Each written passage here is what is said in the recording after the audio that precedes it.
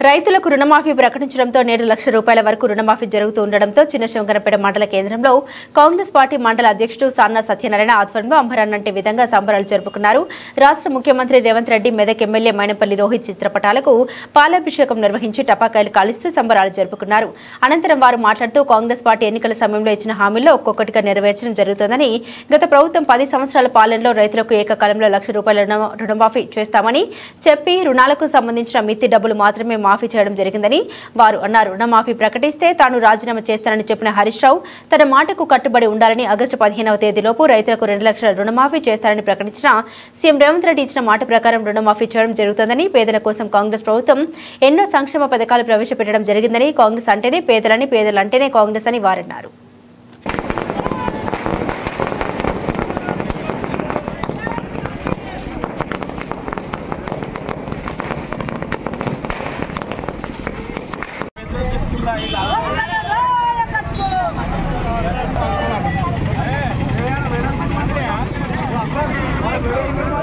ఏడా చేతులే ఊపుతున్నారు,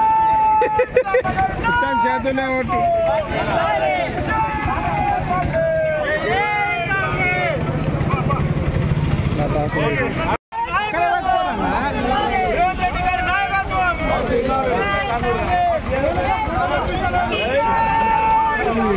చేతులే వస్తున్నాయి. చేతులు పెట్టకూరే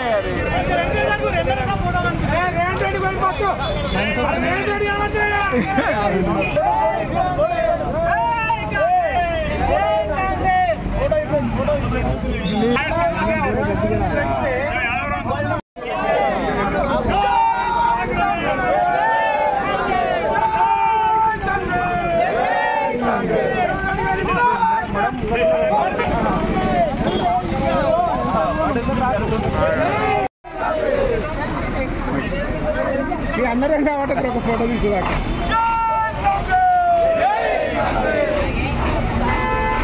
మరి మా ఏఐసిసి అధ్యక్షులు మల్లికార్జున ఖర్గే గారికి, మరి రాష్ట్ర ముఖ్యమంత్రి రేవంత్ రెడ్డి గారికి, రాహుల్ గాంధీ గారికి, మా నాయకుడు మరి రోహిత్ రావు గారికి, మరి ఏదైతే రైతు రుణం మరి అప్పుడు ఎలక్షన్లో మాట ఇచ్చిన ప్రకారం మరి ఆగస్టు 15 లోపల 2 లక్షల రుణమాఫీ చేస్తామని చెప్పడం జరిగింది.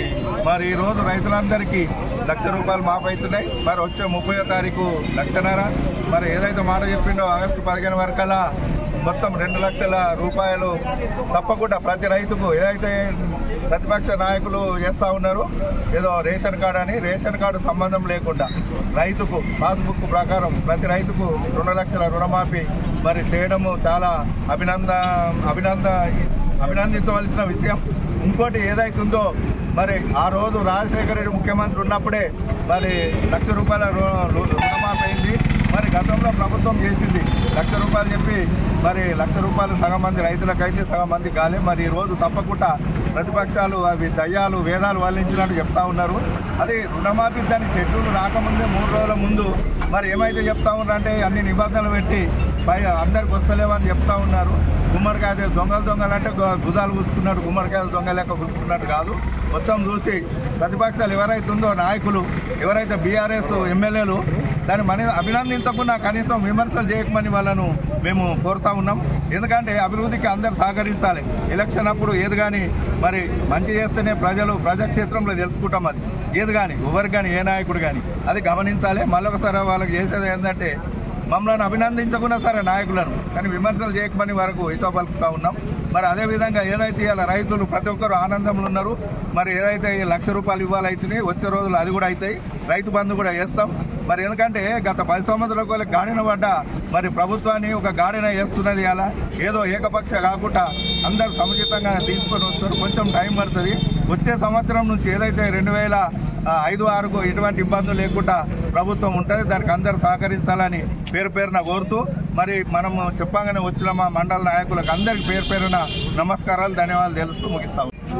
నేడు గతంలో మా కాంగ్రెస్ పార్టీ ఏఐసిసి అధ్యక్షురాలు మరి మల్లికార్జున ఖర్గే గారు కావచ్చు, రేవంత్ రెడ్డి గారు కావచ్చు, మరి ఎన్నికల సందర్భంగా ఏం మేనిఫెస్టో ఇచ్చారో మేము కాంగ్రెస్ ప్రభుత్వం వస్తే రైతు పక్షపాతిగా ఉంటామని చెప్పడం, మరి తప్పకుండా మరి అసెంబ్లీ సాక్షిగా ఆగస్టు 15 లోపే రైతులకు రుణమాఫీ ప్రకటిస్తామని చెప్పారు.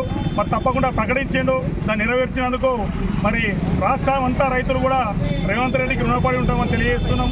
అలాగే ఏదైతే అసెంబ్లీ సాక్షిగా చెప్పిండో దాన్ని సవాలుగా స్వీకరించిన మాజీ మంత్రి గారు హరీష్ అన్న గారు, మీరు ఇజ్జతగాళ్ళు, మీరు పౌరుషం ఉన్నోళ్ళు, మీరు ఎందుకంటే మీరు గతంలో 10 సంవత్సరాలు మంత్రిగా చేశారు కాబట్టి మీరు కూడా మాట కట్టుబడి మరి మీ ఎమ్మెల్యే సభ్యత్వానికి రాజీనామా చేయవలసిందిగా కోరుతున్నాం.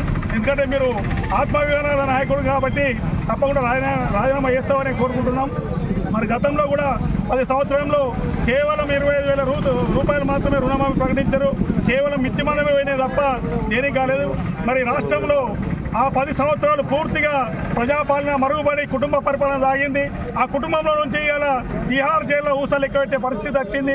ఇంకో 4 రోజులైతే మరి అల్లుడు మామ కొడుకు అందరూ కూడా మరి చెల్లపల్లి జైలుకు పోయేందుకు తయారవుతుంది. మరి తప్పకుండా మా రేవంత్ రెడ్డి గారు అది కూడా మాట ఇచ్చారు, 3 బెడ్రూమ్ కట్టిస్తాం బిడ్డ, మీ ముగ్గురికి అక్కనే ఉండాలని చెప్పారు. మరి ప్రజా పరిపాలన అంటే ప్రజలతో మమేకమై ఉంటాం. మరి బస్సు ఫ్రీ ఉన్నది, ఇలా గ్యాస్ వస్తున్నది, మరి విద్యుత్ తప్పకుండా ఇంకేదైతే హామీలు ఇచ్చినామో తప్పకుండా ప్రజల వైపు ఉండి పేదవారి వైపు ఉండి ఇప్పుడు కాదు గత స్వతంత్ర నాటి నుంచి కూడా 75 సంవత్సరాలు గతంలో అందరూ మా నాయకులు ఏమైనా ఉంటే చదిపోతుండే 70 నుంచి ఏం చేసిరని 70 నుంచి ఏం చేసామో ఇలా ప్రపంచంలో చూస్తే తెలుస్తుంది. 6వ ఆర్థిక వ్యవస్థగా భారతదేశం ఎదిగిందంటే కాంగ్రెస్ కష్టమే తప్ప వేరే పార్టీ కష్టాలు కాదు. మరి తప్పకుండా ఈ దేశాన్ని ఈ రాష్ట్రాన్ని ముందుకు నడిపించడానికి భవిష్యత్తులో కాంగ్రెస్ అవసరం ఉంది. పేదలకు మరి పేదల పక్షపాతికి రైతు పక్షపాతికి ఉండేందుకు గరీబ్ బచావో దేశ్ కు బచావో అని నినాదం ఇచ్చిన శ్రీమతి ఇందిరాగాంధీ నుంచి మొదలు పెడితే నేడు యనుమల రేవంత్ రెడ్డి గారి వరకు కూడా పేదల పక్షపాతిగానే ఉంటూ కాంగ్రెస్ పార్టీ అంటే పేదలంటేనే మరి కాంగ్రెస్ పార్టీ అనే విధంగా మా డైనామిక్ ఎమ్మెల్యే గారు కూడా అనునిత్యం ఈ మెదక్ కోసం ఈ మెదక్ రైతాంగం కోసం ఇక ఉన్న చెరుకు ఫ్యాక్టరీ తెరిపించడానికి కంకణం కట్టుకుని తప్పకుండా ఎమ్మెల్యే గారు కూడా ఈ కాన్స్టిట్యూషన్ జై కాంగ్రెస్ జై